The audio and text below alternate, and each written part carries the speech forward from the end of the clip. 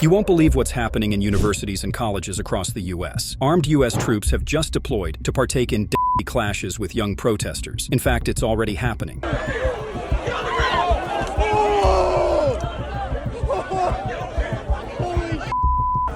Riot shields, chemical weapons, and heavy arms are becoming the new norm. Hundreds of protesters already arrested, locked up, and facing severe consequences. The government has had enough, and is their tactic.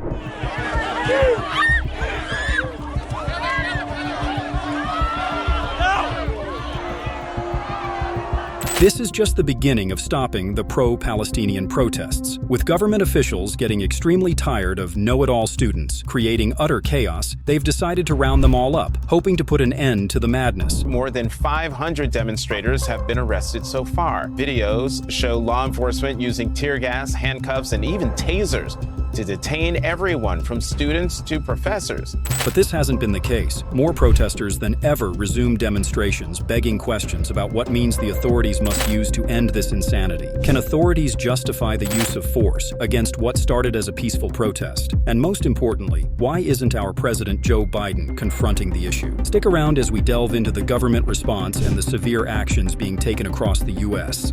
UT Austin Protest. This was supposed to be a peaceful demonstration. Tensions are fuming at the University of Texas at Austin, and here's what's going on. The campus became a scene of unexpected chaos during what was intended to be a peaceful demonstration. The original plan for a calm protest quickly unraveled as police arrived in full riot gear, armed with batons, chemical weapons, pepper bullets, and not least heavy arms. Pushing for what? Pushing for what? For the second day in a row, students and faculty at UT Austin called for an end to the The presence of such weapons has everyone on edge. UT students gathered to express their views, found themselves facing a wave of police that seemed prepared for a confrontation rather than a peaceful assembly.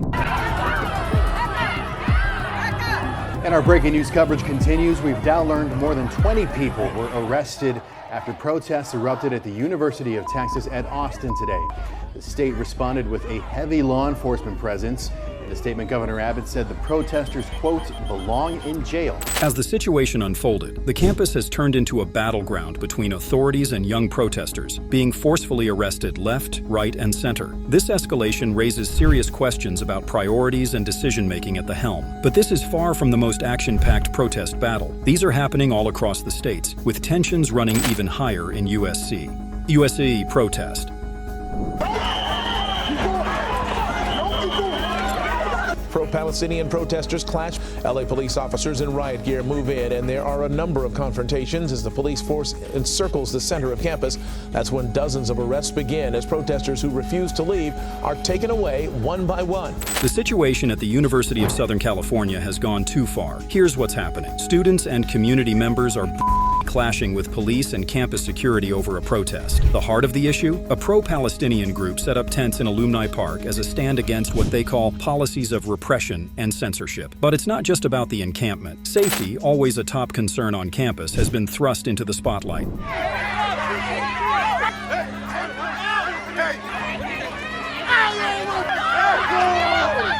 As tensions escalated, police in riot gear were called in to manage the situation, leading to dozens of arrests for those who refused to leave. This action has sparked a deeper unease among students and onlookers.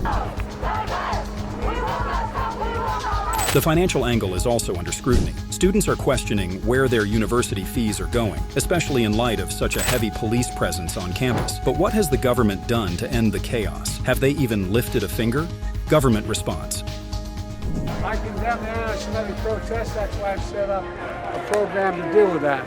I also condemn those who don't understand what's going on with the Palestinians and how they're being. Frustration is boiling over across America's campuses, and it seems like President Joe Biden is watching from the sidelines, much like his approach to the border crisis, apparently too sleepy to address the uproar. From USC to UT Austin, students are clashing with police in riot gear, challenging the militarization of their campuses over protests. Yet, from the White House, we hear crickets, mirroring the lack of decisive action we've seen on other domestic issues.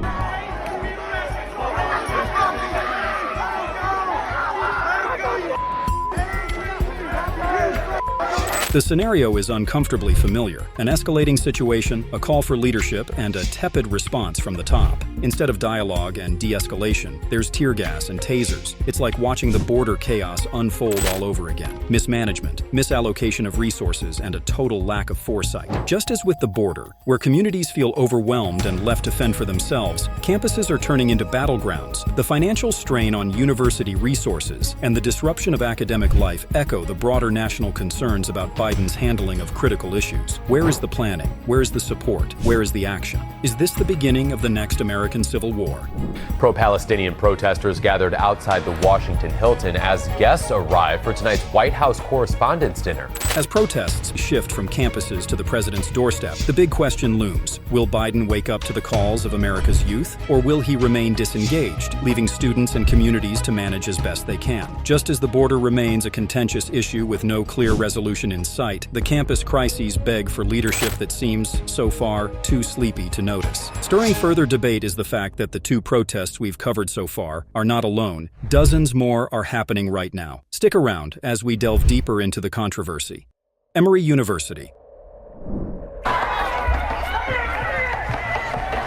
It was something never seen on the campus of Emory University Thursday as pro-Palestinian protesters and those against the Atlanta training facility went head-to-head with law enforcement. Tensions are escalating at Emory University in Atlanta, and here's the situation. A protest that began with demonstrators setting up tents and using bullhorns to voice their concerns quickly turned confrontational when law enforcement intervened.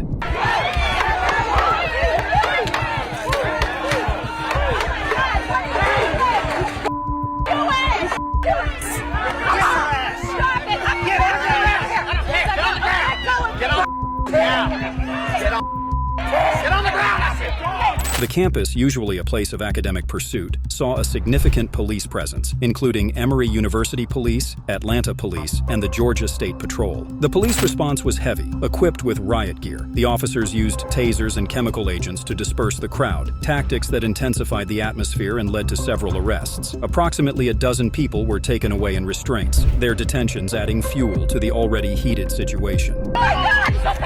Oh my God! Oh my God! Give me some cops! It was a peaceful protest until they started fighting. The financial implications are also a point of contention. Observers and participants are questioning the allocation of university and public funds towards such a robust law enforcement response, rather than fostering dialogue or addressing the concerns raised by the protesters in a less confrontational manner. It was a day on campus like no other.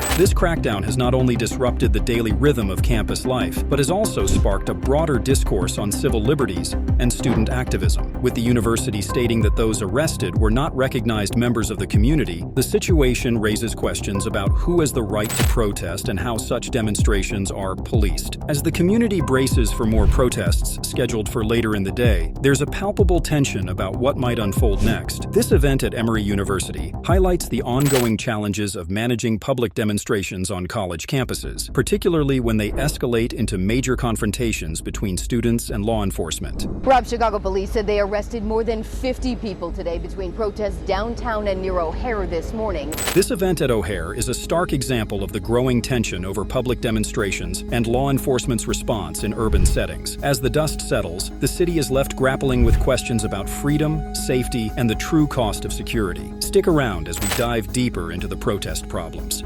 NYU Protest.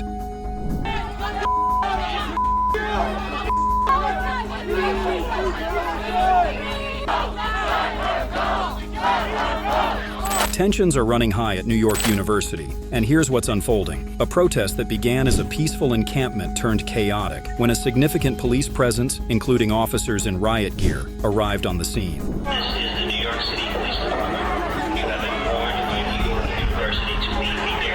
The original intent of the demonstration was overshadowed by the stark visuals of law enforcement blocking access and preparing for confrontations. The situation escalated quickly as the NYPD moved in on the plaza near the School of Business. The police began dismantling tents and making arrests, signaling a sharp response to the demonstrators' continued presence. NYPD moving in more than 4 hours after the deadline, arresting demonstrators for trespassing on campus. Cops pushing their way through the crowd, using zip ties to make arrests. With over 100 people arrested, the community is questioning the necessity and intensity of the police response to a student protest. Financial concerns are also at the forefront. Students and bystanders are alarmed by the amount of resources allocated to the police operation, which many feel could have been invested more wisely within the university or local community. A massive line of those in custody waiting to load buses. NYU officials saying they witnessed disorderly, disruptive, and antagonizing behavior that has interfered with the safety and security of our community. The disruption has affected more than just the protesters. It has rippled across campus, impacting classes and daily operations. This heavy-handed approach by the police has not only heightened tensions, but also blurred the original message of the protesters, leading to a broader debate about the balance between security and freedom of expression on campus. Some demonstrators quickly moving off campus, avoiding arrest. As NYU continues to navigate this turbulent situation, the community is left with lingering questions about the role of police in managing protests and the implications for student safety and institutional priorities. Keep watching as the situation continues to develop. Humboldt Protest.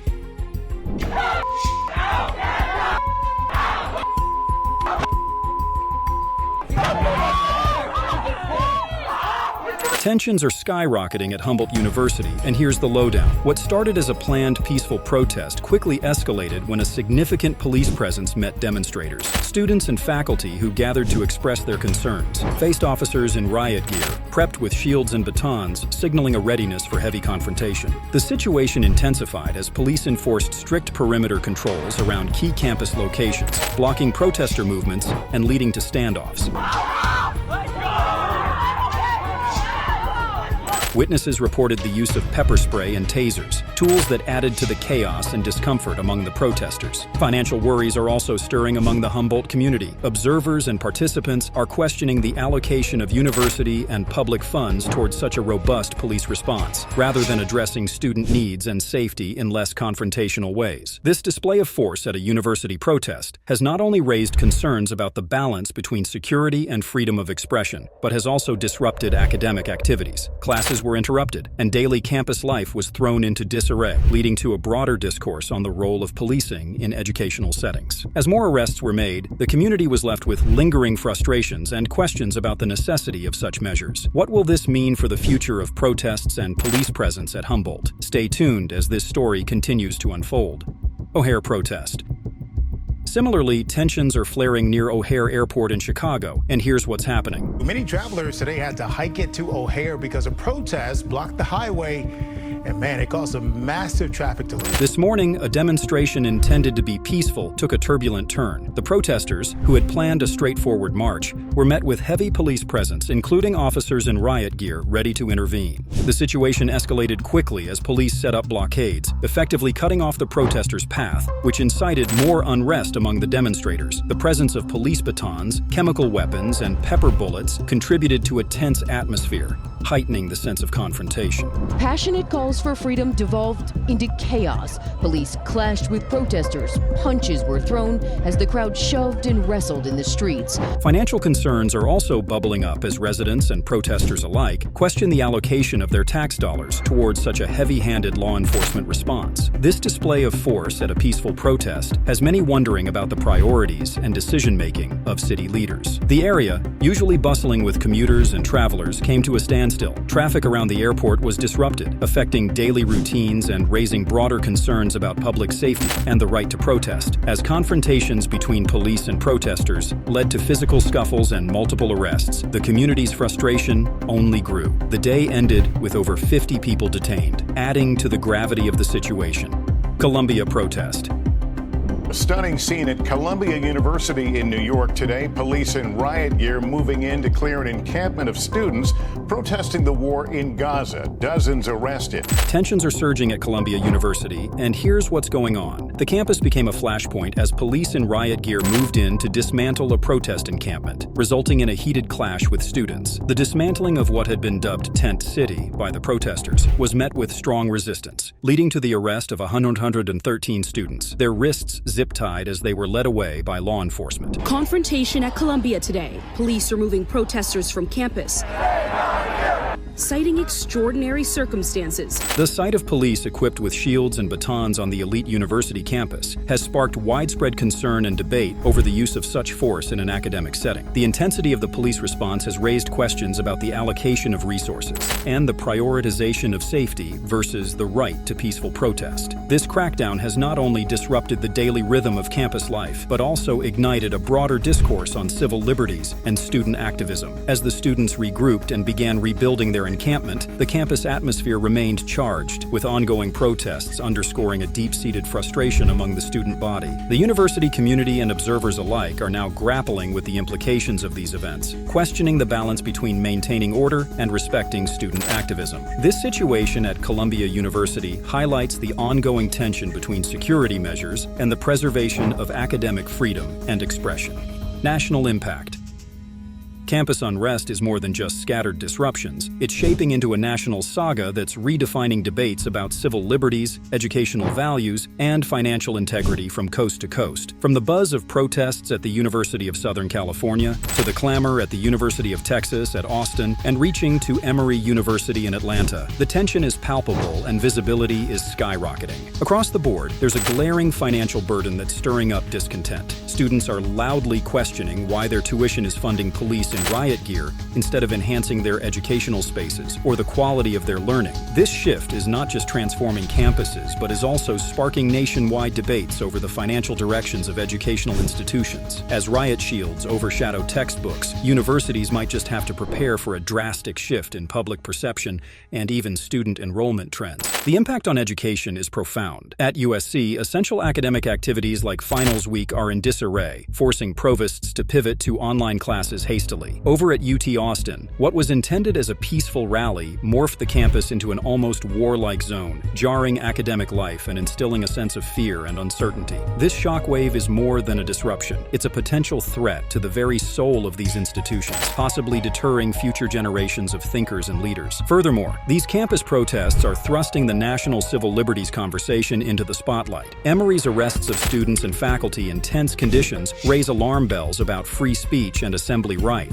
This isn't just a campus problem. It's a nationwide concern that mirrors and maybe even magnifies current anxieties over policing and civil rights across the country. The unfolding events and stories from these universities paint a vivid picture of a nation grappling with its approach to dissent, especially in academic environments traditionally seen as cradles of future leadership. Every arrest and every deployment of force against protesters isn't just a minor news story. It's a critical episode in the broader American narrative, challenging the delicate balance between maintaining order and respecting freedom.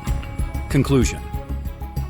In a series of intensifying protests from coast to coast, spanning from the University of Southern California to the bustling terminals at SeaTac Airport, the United States is witnessing a significant moment of reckoning. Each demonstration, whether on college campuses or at a major international airport, highlights a broader national discourse on the limits of authority, the sanctity of civil liberties, and the prioritization of financial resources. At the heart of these protests lies a deep-seated dissatisfaction with perceived over-policing and under-representation, igniting crucial questions about the balance of power and the role of governance in addressing citizen discontent. Students and community members alike are raising their voices against what they see as an invasion of their educational and communal spaces by disproportionately equipped law enforcement. The fiscal implications of these events are stark, with public funds being funneled towards maintaining heavy police presences at educational institutions and other public venues, rather than enhancing these institutions or addressing the root causes of societal unrest. The shift towards a fortress mentality in places meant for learning and growth, or global connectivity like airports, marks a concerning trend that could have long-lasting impacts on institutional trust and societal cohesion. This turmoil is set against a backdrop of a seemingly indifferent federal leadership, with President Joe Biden facing criticism for a perceived lack of action reminiscent of his administration's handling of other domestic issues like border management. The growing frustration on the ground mirrors a national impatience for genuine leadership that addresses addresses not only the symptoms, but the underlying issues fueling these protests. As these protests potentially approach the president's doorstep, the nation watches and waits. Will there be a shift towards meaningful dialogue and reform, or will the administration remain inert, continuing the cycle of dissatisfaction and discord? The answer to this will significantly shape the political landscape and influence how future generations view the efficacy and empathy of their leaders. In conclusion, these widespread protests are not just isolated incidents of public dissent,